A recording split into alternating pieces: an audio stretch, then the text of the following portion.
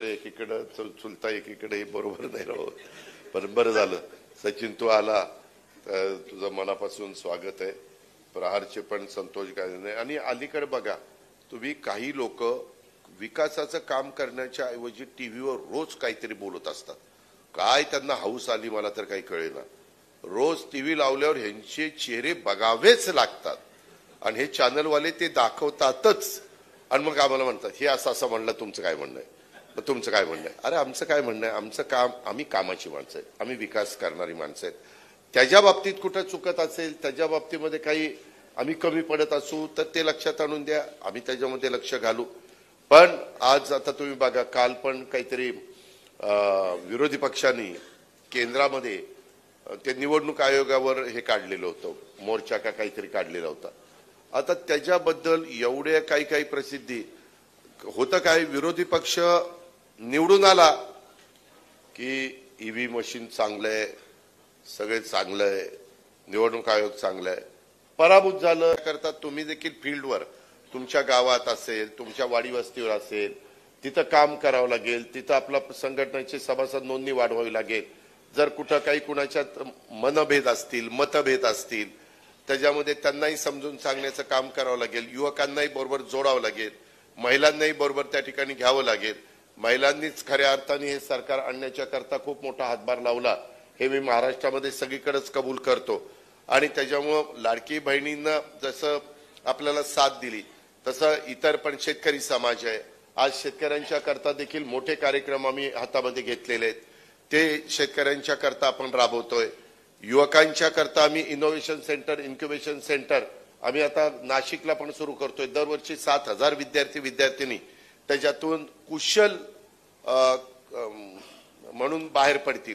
अलीकडच्या काळात काय होतं, इंडस्ट्री मोठ्या प्रमाणावर येते. आजच मी सकाळी देवगिरीला असताना हे काही जण, गुलाबराव देवकर, अनिल भाईदास पाटील, हे बाकीचे सगळे योगेश वगैरे मला भेटायला आले होते. इव्हन आमचे हे पण उमेश नेबाडे आले होते, अरविंद आला होता. मी त्यांना म्हणलं आपण इथं जमणारच आहोत, तिथं ये, तिथं आपण त्याला झेंडा दाखवू. ते त्यानं जे काही युवा संवाद ग्राम संपर्क अभियान सुरू केलेले.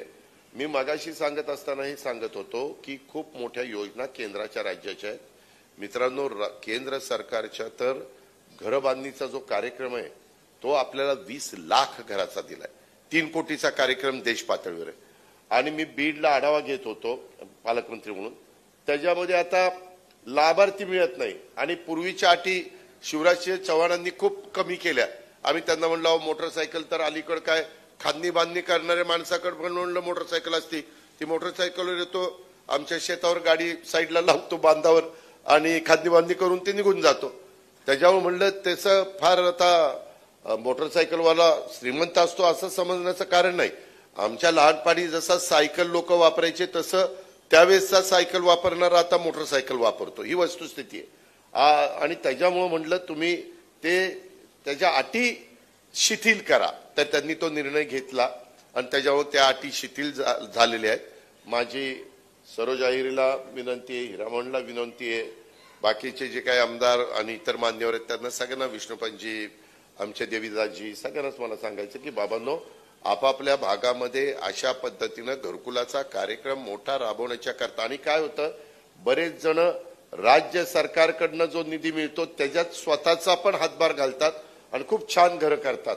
म्हणजे आम्ही साव्या देण्याचा कार्यक्रम, मी ते बघत होतो फोटो, इतके खुशीत सांगत होते लोक. आणि त्याला आम्ही 5 ब्रास वाळू ही पण फुकट त्या ठिकाणी मोफत देतो अशा पद्धतीनं. कारण इथं देशाला उद्याच्या 15 तारखेला झेंडावंदन आपण करणार आहे. स्वातंत्र्य दिनाचं जवळपास मित्रांनो 78 वर्ष पूर्ण होतील. म्हणजे 78 वर्ष पूर्ण अशा पद्धतीनं इतका काळ गेला तरी देखील अजूनही आपल्यातले खूप जण बेघर आहेत. आपल्यातल्या खूप जणांना जो काही योजनांचा फायदा मिळाला पाहिजे तो मिळाला नाही. आणि म्हणून ह्या वेगवेगळ्या योजनांचा फायदा आपण देण्याचा प्रयत्न करतोय. त्यांचा पुरेपूर आपण उपयोग करून घेतला पाहिजे. आणि तुम्ही जेवढं ह्या निमित्तानं लोकांच्या जवळ जाल तेवढं पक्ष वाढायला पण त्याच्यातनं मदत होणार आहे.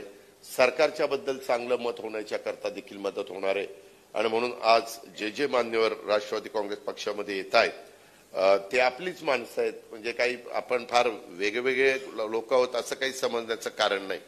आणि त्यांना आपल्याला नवा जुना वाद न घालता सगळ्यांनी मिळून मिसळून काम केलं पाहिजे अशा प्रकारची भावना मी या पक्षप्रवेशाच्या कार्यक्रमाच्या निमित्तानं आवर्जून तुमच्या सगळ्यांच्या समोर स्पष्टपणे मांडतो.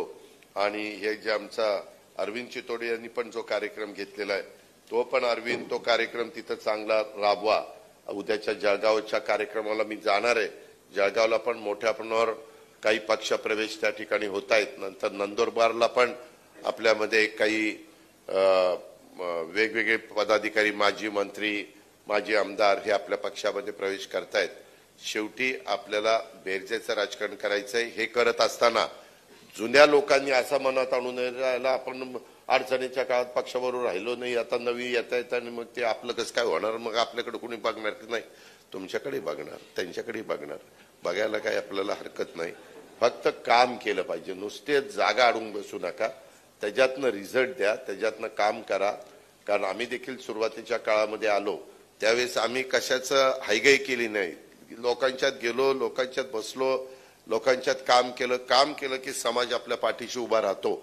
हा अनुभव आम्ही अनेकांनी घेतलेला आहे.